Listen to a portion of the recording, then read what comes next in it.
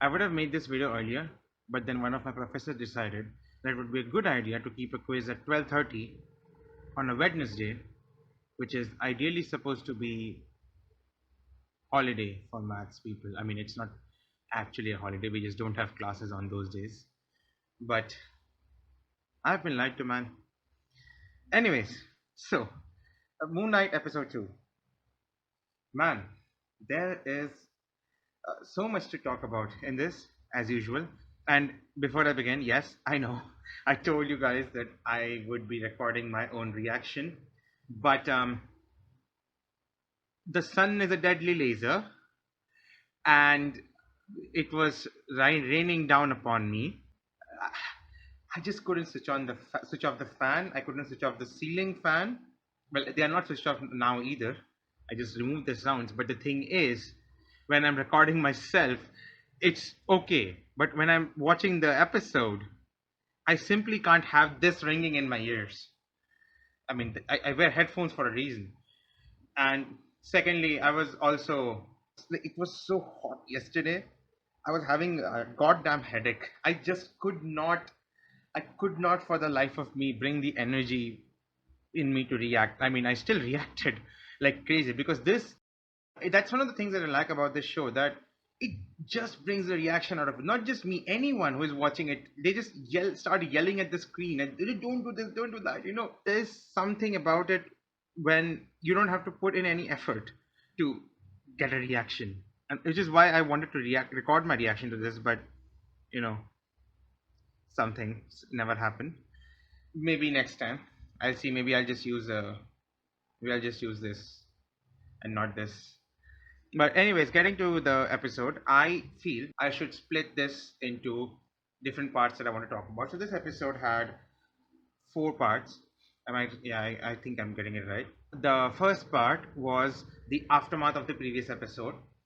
The very next part was where he met Layla and he sort of started learning stuff about Mark Spector, or he started learning stuff about Mark Spector and met Layla. I mean, it's one thing. And the third part was where he had a chat with Arthur Harrow. And the fourth part was, "Oi, Stephen, the hell are we wearing?" I was talking about the ceremonial armor of Khonshu, not Psycho Colonel Sanders. Yep, that moment cracked me up. But anyways, and like obviously in that part, the ending also comes in. I just wanted to say that line. This episode had a lot of interesting things to offer, and it dealt with one of the problems I was seeing happen with Moon Knight in a very interesting way. I'm come to it when that part comes along.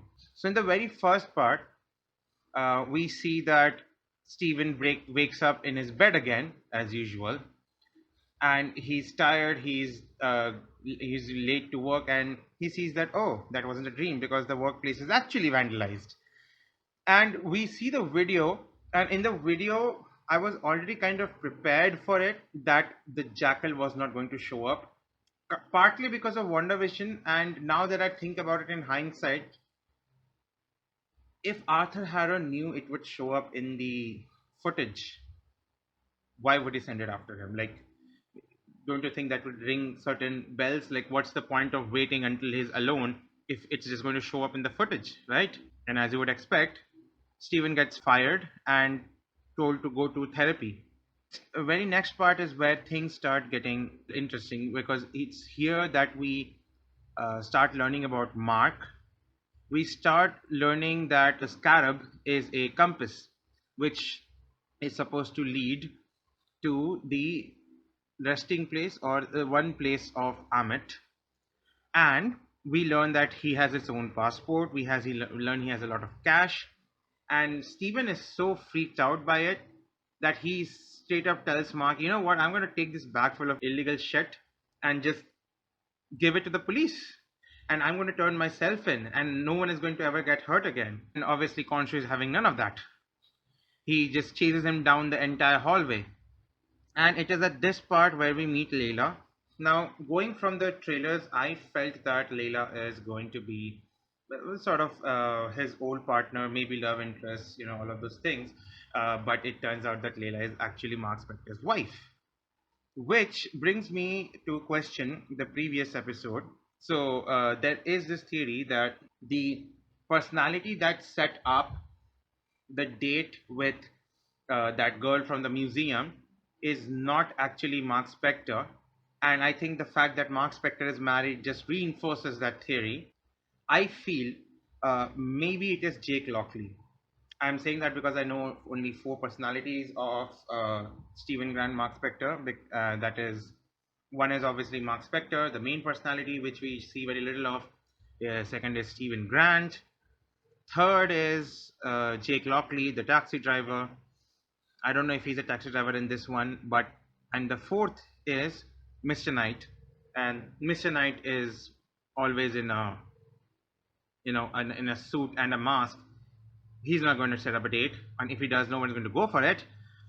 So I believe that it's Jake Lockley who set up the date because obviously he's not married. Max Spector is married. And another thing that it confirmed for me, it's not, it didn't outright say it, but it confirmed that Mark's mother is not really there. Sorry, Steven's mother is not really there. And the theories going about this online are Mark is essentially Steven's mother, and he's the one who writes the postcards to him, and he's the one who gets all these that he gets all these voicemails and stuff. Come to think of it, it makes a lot of sense. It would make a lot of sense why Mark knows so much about Steven. It would also make sense for Mark to do it because then Steven's fake reality, in a sense, stays alive, right? He gets apprehended by supposed police officers, but they're not really police officers. They are Arthur Harrow's men. Or maybe they are police officers and Arthur Harrow controls this town and they're just Arthur Harrow's men anyway, but I'm just saying, like, they're not police. They're Arthur Harrow's people. It is here that we learn that Arthur Harrow used to be the former avatar of Khonshu. I would really like to explore what their relationship was before he stopped being the avatar. Perhaps the reason why he chose Amit is because he too got weary of Khonshu's form of justice, of waiting until something bad happens. Maybe that affected him personally in a way, and that led him to this point. And maybe that is also the reason that he does this weird ritual at the end of the first episode, at the beginning of the first episode, where he crushes glass and puts it into his feet as a form of penance for being the former avatar of Khonshu. And now he's, I believe, the avatar of Amit. I mean, is he the avatar of Amit, or is he just serving Amit? Because he has the staff which has powers of Amit. And it is in this part of the episode that we are presented with a moral dilemma. If we knew for sure that a kid is going to do something evil in the future, let's say 30 years, 20 years in the future, will you kill it? Or is child murder just a complete no-no? Now, Stephen Grant falls on the side of I draw the line at child murder, which is my side as well. Arthur Harrow gives the argument that, oh, if there is a diseased limb, it needs to be cut off, which is a very weird argument. But the the main reason I agree with Steven is because, well, the multiverse is a thing. So if, for example, there is a multiverse where, let's say, Captain America becomes evil, there must be, right? Or maybe Captain America is just that incorruptible. But the point is, if there's a universe where Captain America becomes evil, would Amit then kill Captain America because one of these versions is going to get evil? Does that invalidate the entire like set of alternate realities that where he could do good? Like thousand places he does good and one place he does wrong. Is that does that invalidate the whole thing? Choices are a thing. And something happens further down the line as well, which further reinforces my theory of, well, Amit is just removing people who are inconvenient to her instead of removing people who are actually evil. And at the same time, define evil for me. Like, is killing evil? And what if you kill someone who is already evil?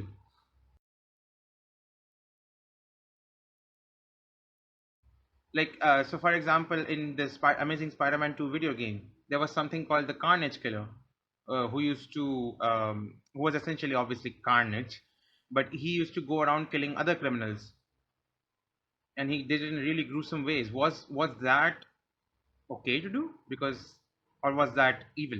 What would you put that into? Anyways, I'm getting sidetracked here. He says that Khonshu throws tantrums like a 2-year-old, which, yeah, he does. He does, man. You don't look good, Khonshu. And it was at this point where Layla jumps in and she believes that he still has the suit, but Steven obviously doesn't know how to use the suit. And the Anubis Jackal is summoned, which, man, why? You already know these animals are going to be ineffective against him. But as soon as I had that thought, I realized something. From the very beginning of the scene where Arthur Harrow steps in to the entire point where he's having a conversation with Stephen Grant, it's Stephen Grant. And Mark Spector constantly wants to take over, but Stephen is not allowing him because Stephen saw what Mark is capable of. Stephen saw that he's a mercenary, he's an international fugitive, and all of those things. So Stephen is simply not allowing Mark to take over, and this is the problem I was talking about. That Moon Knight is supposedly very overpowered. Not supposedly, Moon Knight is very overpowered because he messed that creature up. And while it was interesting to see, but if every time such a threat shows up, he just messes it up like it's nothing, well, that's going to create a problem. And the show solves that problem by bringing in Steven, who is not allowing himself to become Mark Spector for fear of what he's going to do, which is a very interesting way to solve this problem. And yet he goes in and he's like, no, I'm not going to let Mark take control. I'm not going to let Mark take control. I'm not going to let Mark take control. And Layla keeps telling him, oh, you're Mark Spector, you're Mark Spector. And he just has a total mental breakdown. The Anubis Jackal breaks in. And it was at this point that I realized, oh, no one but avatars of Egyptian gods can even see these jackals. Or, I mean, I'm assuming that's, but there are people, like normal people basically cannot see these jackals. And that makes sense as to why the footage didn't capture these jackals. So maybe they don't interact with electromagnetic waves. They have some other kind of waves which they interact with, and that's what these guys catch. It's my mystical thing. I don't know. I don't want to need to think too much about it. And Steven jumps off the building, and he's like, "Suit, suit, suit!" And he gets a suit, but it's not Moon Knight's armor. We, for the first time, see Mr. Knight, and Mark is like, "Oh, Steven, the hell are we wearing?" And obviously he says, "Oh, I'm not. I'm trying to figure my shit out." And he's like, "Dude, I talked about the ceremonial armor of Khonshu, not Psycho Colonel Sanders." It really cracked me up. And he tries to fight the jackal, and it's like a really, like, it's a scary scene, but at the same time it's a very comedic scene because Steven is just dancing around and like trying to distract the jackal, and he like throws him up with like one punch or something. It's it's a scene you need to experience that for yourself. And after messing around for a while, Mark speaks directly to Steven and says, look, man, let's be real. If you don't give me control, people are going to die. Give me control." And so Steven is like, "Oh, okay, for now." And the ceremonial armor of Conscious shows up, and on the bus, you think I wouldn't see it, but I saw it. On the bus, GRC, Global Repatriation Council. I wonder if they are going to play a role in this. And another thing is that it definitely dates the show at some time after Endgame, so that's a good thing.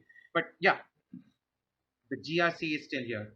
And I mean, I was just wondering if we are going to see more about the GRC because Falcon and the Winter Soldier didn't really dive deep into what the GRC, like what it, are there, like what the inner workings of the GRC is, are there any shady things, la la la la la, because if you didn't know, like it's almost proven at this point that there was a deleted storyline from Falcon and the Winter Soldier, which was basically, oh, there's Madripoor, which is Asian city, and there was going to be a pandemic, and there was going to be Asian city, and there was going to be a scientist in the Asian city.